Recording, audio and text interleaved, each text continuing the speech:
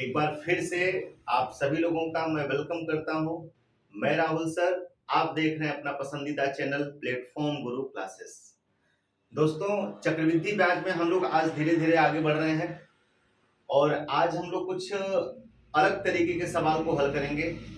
जो कॉन्सेप्ट मैं आपको बताने जा रहा हूं, पहले हम लोग उसका एक ट्राइपॉड मेथड देखेंगे और उसके बाद जो मैं आपको कॉन्सेप्ट बताऊंगा, आप विश्वास करिए पूरा यूट्यूब चैनल खंगाल डालिएगा, वो तरीका आपको मिलने वाला नहीं है। वो तरीका आपको मिलने वाला है ही नहीं और बहुत ही सॉलिड तरीका है। आप अक्सर ऐसा सवाल पेपर में देखते होंगे, चक्रवृद्धि ब्याज और साधारण ब्याज के अंतर को लेकर के, या दोनों का अंतर देगा, मूलधन पूछेगा, मूलधन देगा, दोनों का अंतर पूछेगा, या 2 सालों के चक्रवृद्धि ब्याज और 3 सालों के चक्रवृद्धि ब्याज का अंतर दिया रहेगा, मूलधन पूछेगा। मतलब कुछ भी आपसे पूछ सकता है। जो तरीका मैं पहले आपको बताऊंगा, ट्राइपॉड मेथड, उस मेथड में आप ये देखेंगे कि चक्रवृद्धि ब्याज के जितने भी सारे सवाल बनते हैं, 80% सवाल उस पर कवर हो जाएंगे। कितने परसेंट? 80%। वो तरीका तब लगेगा जब आपको ब्याज की दर दी गई हो और ब्याज का समय दिया गया हो। यदि ये 2 चीजें आपको सवाल में दी गई हैं, तो वो तरीके से आप सवाल के हर जो है एंगल को समझ सकते हैं। दोस्तों, ये वीडियो आपके लिए बहुत इंपॉर्टेंट है और सबसे बड़ी चीज, आप चाहे यूपी टेट, सुपर टेट, लेखपाल, चकबंदी लेखपाल, मतलब कोई भी एसएससी, बैंक, रेलवे, एमटीएस, कुछ भी आप दे रहे हो, और मुझे नहीं लगता कि ऐसा कोई पेपर हो जिसमें आपके चक्रवृद्धि ब्याज का सवाल न पूछा जाता हो। तो इसलिए बहुत ही ध्यान से, बहुत ही इत्मीनान से देखिएगा। कई सारे चैनलों पर भटकने से कोई फर्क नहीं है। एक ही चैनल को, मैं नहीं कहता कि मेरे ही चैनल को, यदि आप मेरे ही चैनल को देख रहे हैं तो एक ही चैनल को देखिए, किसी और को देख रहे हैं तो उसी को देखिए। ज्यादा ये आप जो है कंपाइल करेंगे तो आपका जो माइंड है ना वो डिस्टर्ब हो जाएगा। ये तरीका करें, वो तरीका करें, कोई सब बेकार हो जाएगा। एक चैनल से पढ़ो, बेहतर पढ़ो, और मैं आपको विश्वास दिलाता हूं, यदि आप इस चैनल पे शुरू से अंत तक बने रहेंगे तो आपको मैं गारंटी देता हूं कि मैथ में आपको दूसरे चैनल को खंगालने की जरूरत नहीं होगी। चलिए हम लोग सीधे अपने क्वेश्चन पर आते हैं। आज का क्वेश्चन ये है, करेक्ट, किसी धन पर 14.2/7% वार्षिक चक्रवृद्धि ब्याज की दर से 2 वर्ष के चक्रवृद्धि ब्याज और साधारण ब्याज का अंतर 40 रुपए है, मूलधन ज्ञात करें। देखिए, ब्याज की दर दे रखा है मेरे दोस्तों, ये दर दे रखा है 14.2/7%, ठीक है, और करें 2 वर्षों के, टाइम दे रखा है 2 साल, 2 वर्षों के चक्रवृद्धि ब्याज और साधारण ब्याज का जो डिफरेंस है वो सवाल में दे रखा है 40 रुपए, और आपको क्या बताना है? मूलधन बताना है मेरे दोस्तों। क्या बताना है? मूलधन बताना है। चक्रवृद्धि ब्याज और साधारण ब्याज का अंतर 40 रुपया है। मैंने अभी आपको बताया कि हम लोग ट्राइपॉड मेथड करेंगे। उस मेथड को निकाल करने के लिए ये 2 चीजें आपके पास होना जरूरी है, राम और लक्ष्मण। ये दोनों राम और लक्ष्मण है, एक दूसरे के बिना नहीं रह सकते। इन दोनों में बहुत ही गहरा संबंध होता है। वो संबंध मैं आपको दिखाने का कोशिश कर रहा हूं, बहुत ध्यान से देखिएगा। सबसे पहले 14.2/7% की वैल्यू होती है 1/7।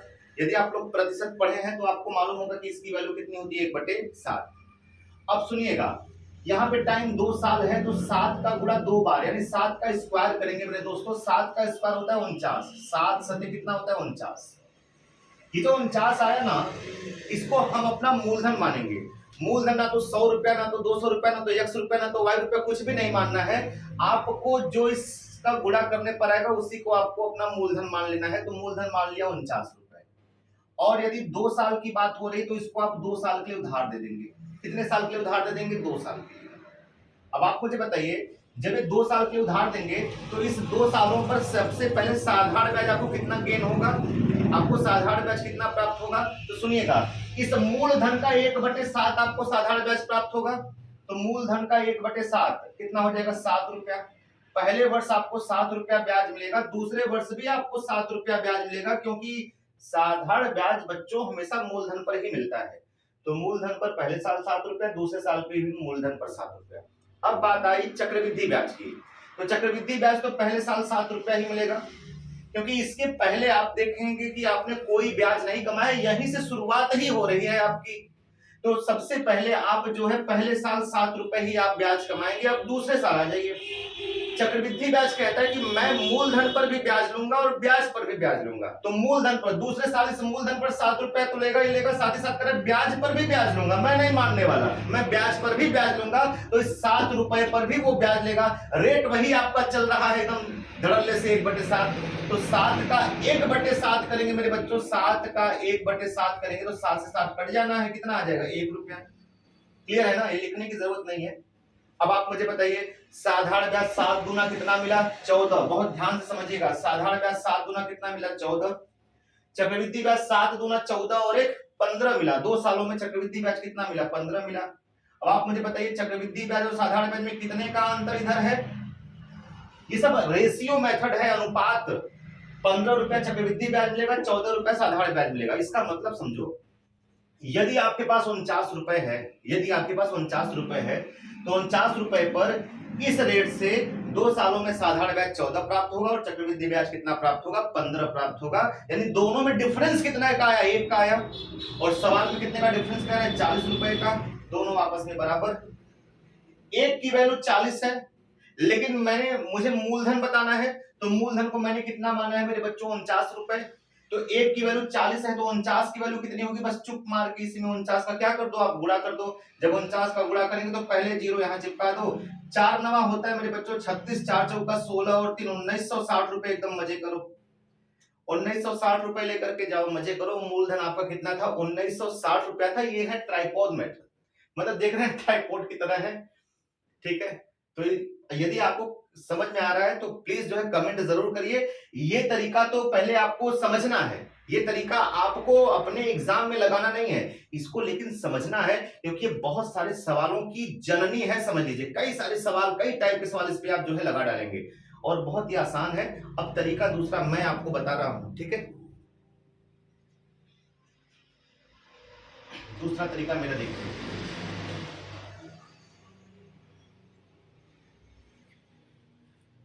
देखिए 1/7 ये वैल्यू हो गई। क्लियर है यहां तक? अब समझिएगा ध्यान से, आपको बताना है सवाल में मूलधन बताना है। क्या बताना है? मूलधन बताना है। तो मूलधन रेशियो में कितना होगा?